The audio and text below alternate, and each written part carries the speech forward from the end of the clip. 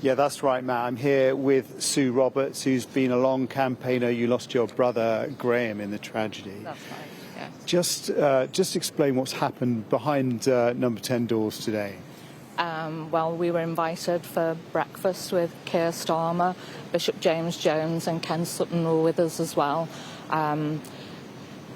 Keir spoke very well and was very supportive and really wants this to come through. We've all said we do not want it watering down in any way, shape or form, and we will be watching every step of the way, and so will our legal team. We've also said we don't want to wait too much longer. Ideally, we would like the full Hillsborough Law by the end of this year, but if that's not possible, then very soon afterwards. Yeah. But, you know, we're all getting old now.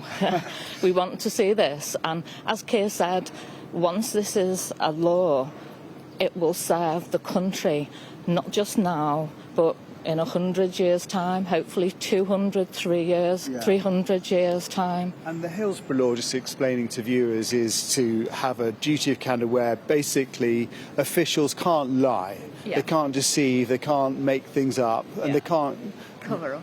They can't cover up anymore like they did at Hillsborough. We were treated so appallingly, and so many family members, my dad and mum too, died prematurely. They were tormented by the way that they were treated. We knew that there was a big cover-up going on, but there didn't seem to be anything that we could do about it. Sadly, my dad passed away before the 20th anniversary, and that really was the turning point when Andy Burnham stood up at the anniversary service and promised to get the documents released. But they went a step further and got the Hillsborough Independent Panel, and the report from the Hillsborough Independent Panel then led to the new inquests. What was the biggest lie that you think was over Hillsborough? There were plenty of lies, and not just the big ones. There were lots of little ones. I'm sure we'll never get to the bottom of all the lies, but the biggest lie was the one on the day by the chief commander, David Duckenfield, who said that the fans had forced the gate open, and that lie then spiralled and just led to over 20 years of complete injustice. You say there's still work to do. You still want to make sure that this gets through Parliament, it's not watered down, but how important is today? Today is monumental. It's a day that, you know, even a week ago we didn't think we were going to get. Our legal people still had issues, but now they've been resolved. And the people in government who are working on this, I do believe that they want this to happen. You know, the Prime Minister, the Deputy Prime Minister, the Attorney General, Alex Davis-Jones, they all seem genuinely keen to have this happen. Where do you think it could be watered down? What are your fears around this now? I think there's forces, perhaps within the House of Lords, certainly externally, that don't want this to come to fruition.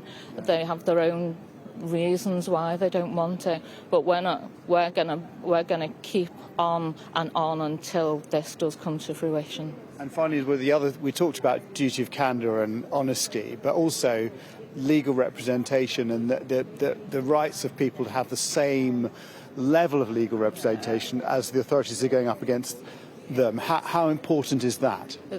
It's hugely important.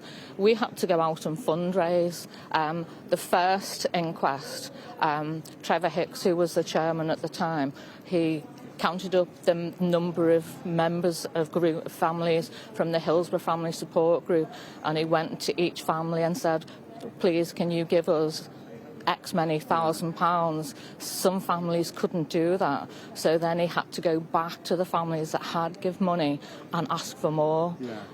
So, you know, none of us were rich.